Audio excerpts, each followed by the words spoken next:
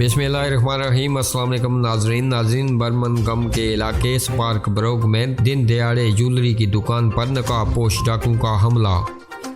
Truck नमा गाड़ी दुकान के शीशों से बनी खिड़की में दे मारी।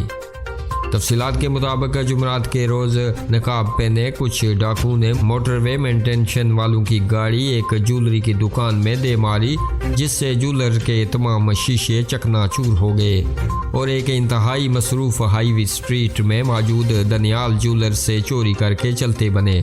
सड़क के दोनों अतराफ मौजूद तमाम अफराद ने यह वाक़या अपनी आंखों से होते देखा, मगर डाकुओं में से एक शख्स कलहाड़ा लहराता हुआ हर एक को ललकार कर डराता रहा, जबकि बाकियों में से कुछ ने चंद ही लम्हों में सोना चुराया और गाड़ी भगा कर ले गए। पुलिस के मुताबिक वाक़ये की तहकीकात जारी है। नाज़रीन, आप अपनी राय का इजहार कीजिएगा इस खबर के हवाले से, और मज़ीद खबरों और अपडेट्स के लिए हमारे चैनल को सब्सक्राइब कीजिएगा।